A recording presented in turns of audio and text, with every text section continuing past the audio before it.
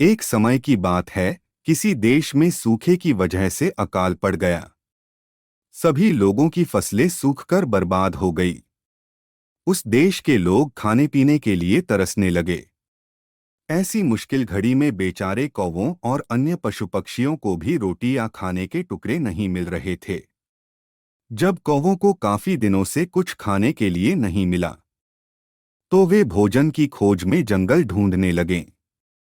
जंगल पहुंचने पर एक कौवा कौवी की जोड़ी एक पेड़ पर रुके और वहीं पर अपना बसेरा बना लिया। उसी पेड़ के नीचे एक तालाब था। उस तालाब में पानी में रहने वाला एक कौवा रहता था। वह दिन भर पानी में रहता और ढेर सारी मछलियां पकड़कर अपना पेट भरता रहता था। जब पेट भर जाता था, तब वह पानी में खेलता भी था। वहीं पेड़ की डाल पर बैठा कौवा जब पानी वाले कौवे को देखता, तो उसका भी मन उसी की तरह बनने का करता।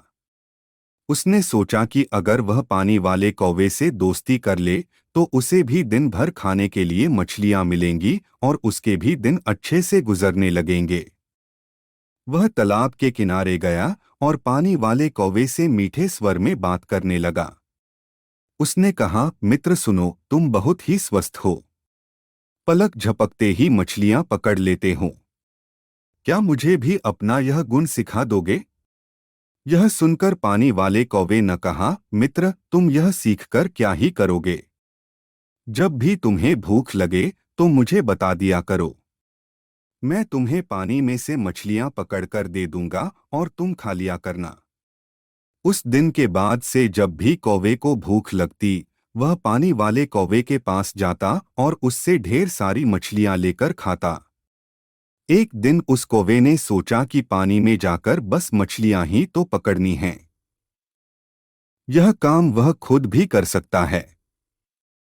आखिर कब तक वह उस पानी वाले कौवे का एहसान लेता रहेगा? उसने मन में ठाना कि वह तालाब में जाएगा और खुद अपने लिए मछलियां पकड़ेगा। जब वह तालाब के पानी में जाने लगा, तो पानी वाले कौवे ने उससे फिर कहा, मित्र, तुम ऐसा मत करो। तुम्हें पानी में मछली पकड़ना नहीं आता है, इस वजह से पानी में जाना तुम्हारे लिए जोखिम भरा हो सकता है। पानी वाले कौवे की बात सुनकर पेड़ पर रहने वाले कौवे ने घमंड में कहा, तुम ऐसा अपने अभिमान की वजह से बोल रहे हो। मैं भी तुम्हारे जैसा पानी में जाकर मछलियां पकड़ सकता हूं, और आज मैं ऐसा करके साबित भी कर दूंगा। इतना कहकर उस कौवे ने तालाब के पानी में छपाक से छलांग लगा दी। अब तालाब के पानी में काई जमी हुई थी, जिसमें वह फंस गया। उस कौवे को काई हटाने या उससे बाहर निकलने का कोई अनुभव नहीं था। उसने काई में अपनी चोंच मारकर उसमें छेद करना चाहा। इसके लिए जैसे ही उसने अपनी चोंच काई में धंसाई, उसकी चोंच भी काई में फंस गई। काफी प्रयास करने के बाद भी वह उस काई से बाहर न निकल सका और कुछ देर बाद पानी में दम घुटने की वजह से उसकी मृत्यु हो गई। बाद में कौवे को ढूंढते हुए कौवी भी तालाब के पास आई। वहां आकर उसने पानी वाले कौवे से अपने कौवे के बारे में पूछा। पानी वाले कौवे ने सारी बात बताते हुए कहा, मेरी नकल करने के चक्कर में उस कौवे ने अपने ही हाथों से अपने प्राण धो लिए। कहानी से सीख, किसी के जैसा बनने का दिखावा करने के लिए भी मेहनत करने की जरूरत होती है। साथ ही अहंकार इंसान के लिए बहुत बुरा होता है।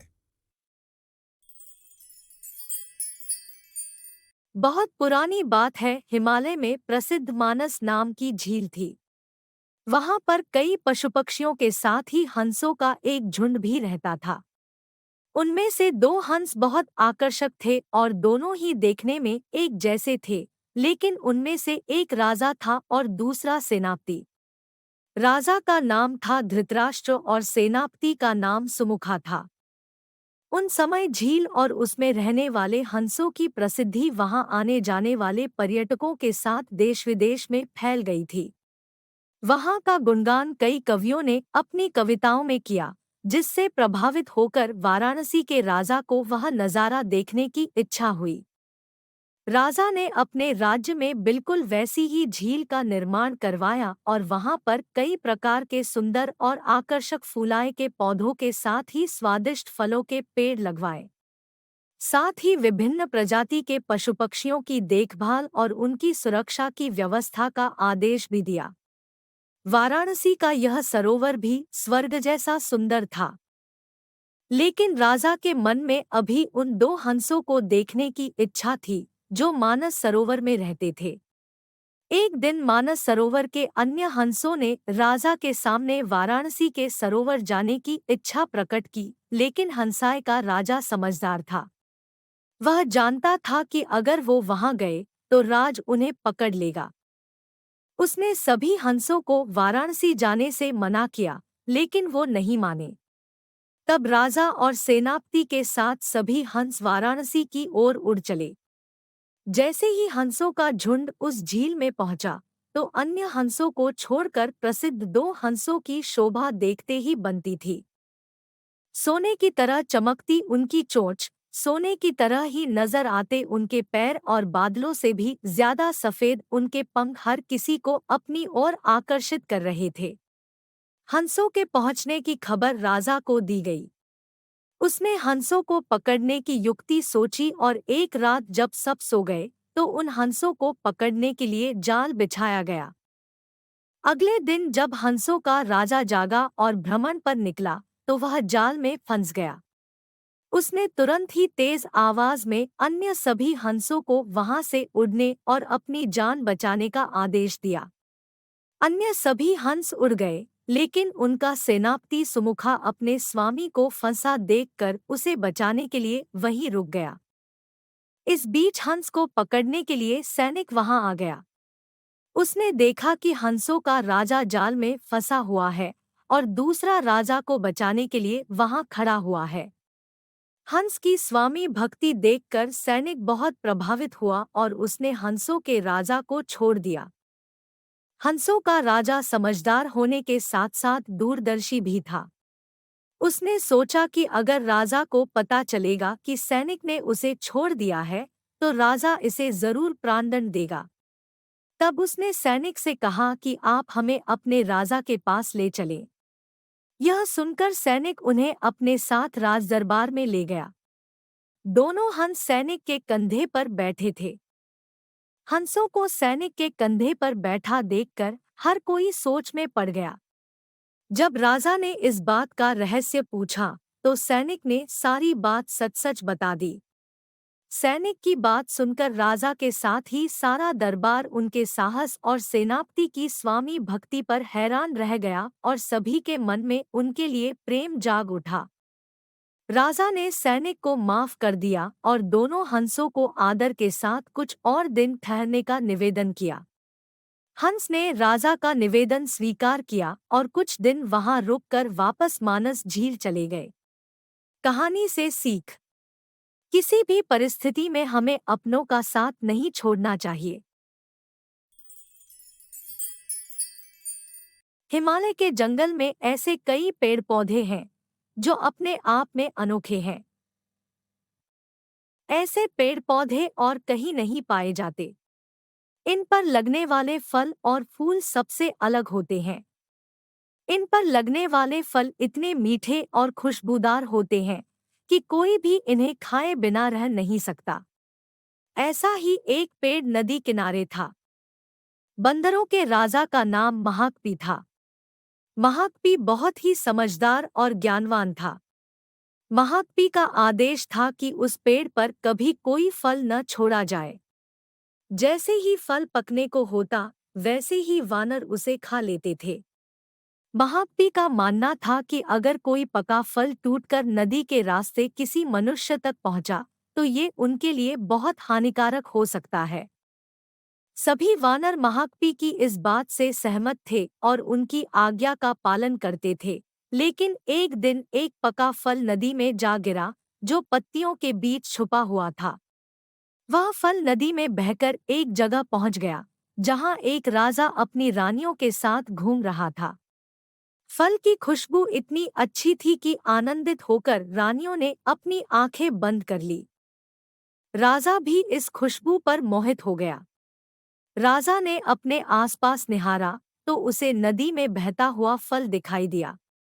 राजा ने उसे उठाकर अपने सिपाहियों को दिया और कहा कि कोई इसे खाकर देखे कि यह फल कैसा है।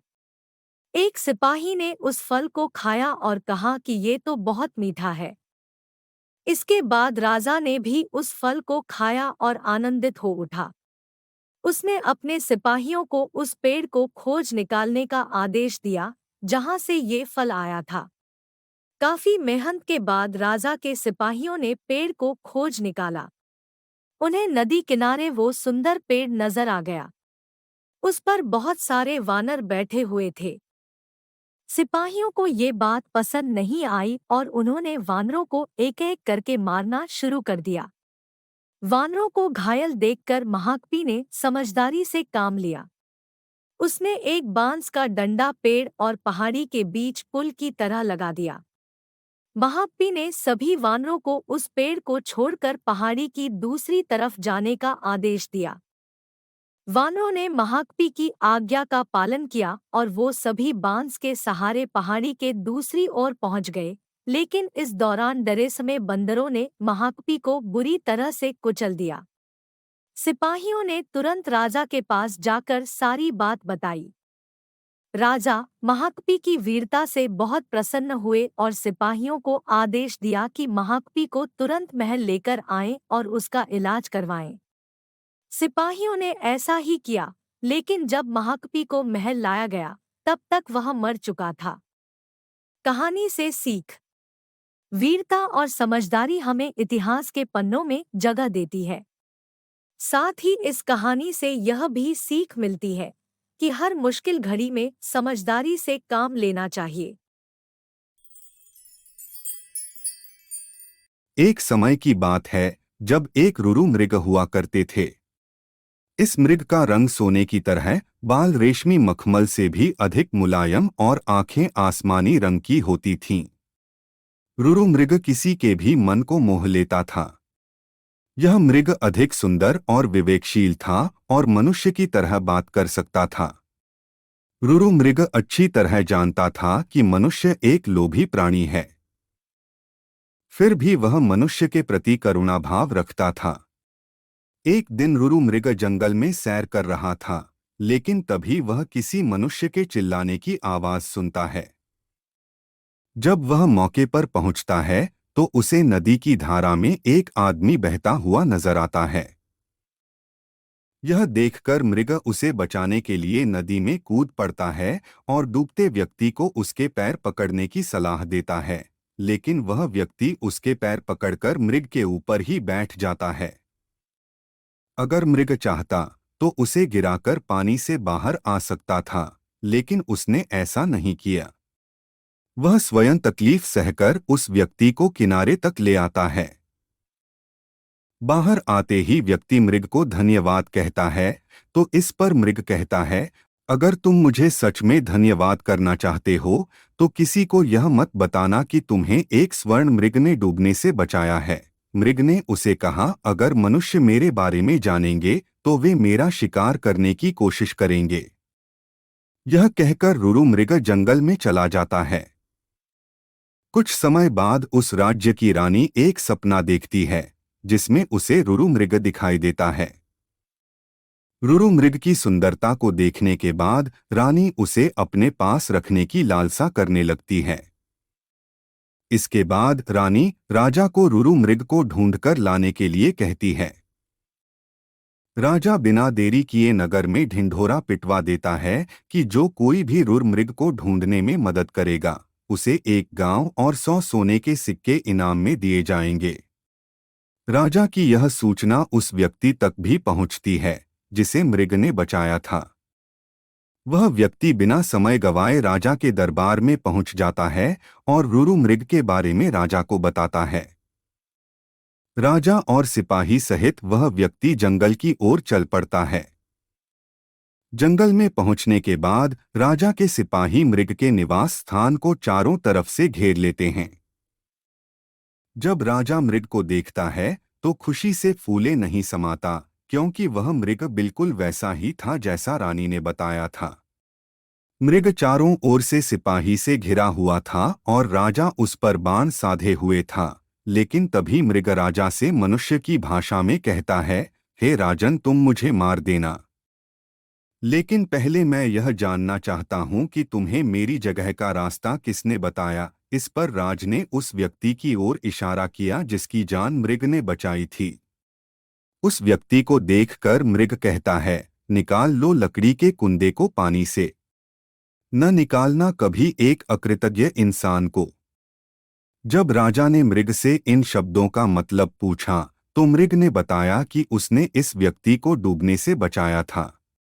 मृग की बातें सुनकर राजा के अंदर की इंसानियत जाग गई। उसे खुद पर शर्म आने लगी और क्रोध में उस व्यक्ति की ओर तीर का निशान कर दिया। यह देखकर मृग ने राजा से उस व्यक्ति को न मारने की प्रार्थना की। मृग की दया भावना देखकर राजा ने उसे अपने राज्य में आने का निमंत्रण दिया। मृग राजा के निमंत्रण पर कुछ दिन राजमहल में रहा और फिर वापस जंगल लौट गया। कहानी से सीख। इस कहानी से हमें यह सीख मिलती है कि हमें किसी का एहसान कभी नहीं भूलना चाहिए, चाहे वह इंसान हो या जानवर।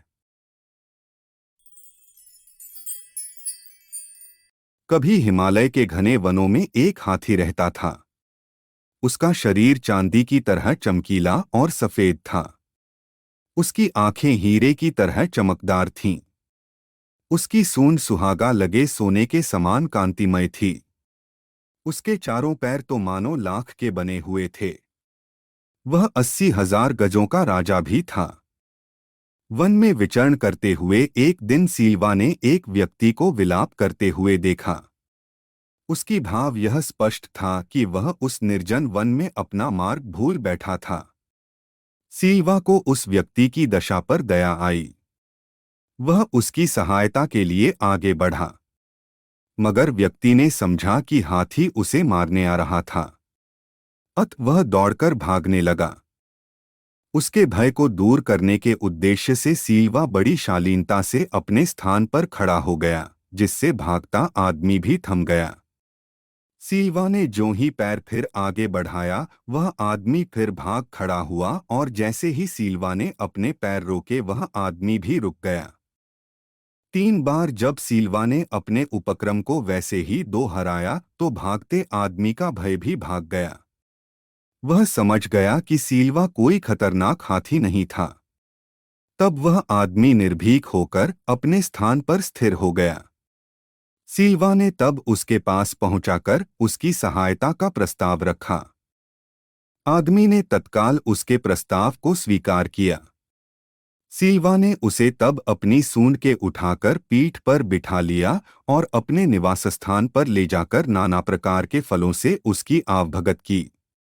अंतत जब उस आदमी की भूख प्यास का निवारण हो गया तो सीलवा ने उसे पुनः अपनी पीठ पर बिठाकर उस निर्जन वन के बाहर उसकी बस्ती के करीब लाकर छोड़ दिया। वह आदमी लोभी और कृतघ्न था। तत्काल ही वह एक शहर के बाजार में एक बड़े व्यापारी से हाथी दांत का सौदा कर आया। कुछ ही दिनों में वह आरी आदि औजार और रास्ते के लिए समुचित भोजन का प्रबंध कर सीलवा के निवास स्थान को प्रस्थान कर गया। जब वह व्यक्ति से सीलवा के सामने पहुंचा तो सीलवा ने उससे उसके पुनरागमन का उद्देश्य पूछा। उस व्यक्ति ने तब अपनी निर्धनता दूर करने के लिए उसके दांतों की याचना की। उन दिनों सीलवा दानपारमी होने की साधना कर रहा था। अतः उसने उस आदमी की याचना को सहर्ष स्वीकार कर लिया तथा उसकी सहायता के लिए घुटनों पर बैठ गया ताकि वह उसके दांत काट सके। उस व्यक्ति ने शहर लौटकर सीलवा के दांतों को बेचा और उनकी भरपूर कीमत भी पाई, मगर धन से उसकी तृष्णा और भी बलवती हो गई। वह महीने भर में फिर सीलवा के पास पहुंचकर उसके शेष दांतों की याचना कर बैठा। सीलवा ने उस पुन अनुग्रहित किया। कुछ ही दिनों के बाद वह लोभी फिर से सीलवा के पास पहुंचा और उसके शेष दांतों को भी निकाल कर ले जाने की इच्छा जताई। दानपरायण सीलवा ने उस व्यक्ति की इस याचना को भी सहर्ष स्वीकार कर लिया। फिर क्या था? क्षण भर में वह आदमी सीलवा के मसूढ़ों को काट छेद कर उसके सारे दांतस्मूल निकालकर और अपने गंतव्य को तत्काल प्रस्थान कर गया। खून से लथपथ, दर्द से व्याकुल कराहता सीलवा फिर जीवित न रह सका और कुछ समयोपरांत दम तोड़ गया। लौटता लोभी जब वन की सीमा भी नहीं पार कर पाया था, तभी धरती अचानक फट गई और वह आदमी काल के गाल में समा गया। तभी वहां वास करती हुई एक वृक्ष यक्षिणी ने यह गान गाया, मांगती है तृष्णा और मिटा नहीं सकता जिसकी भूख को सारा संसार।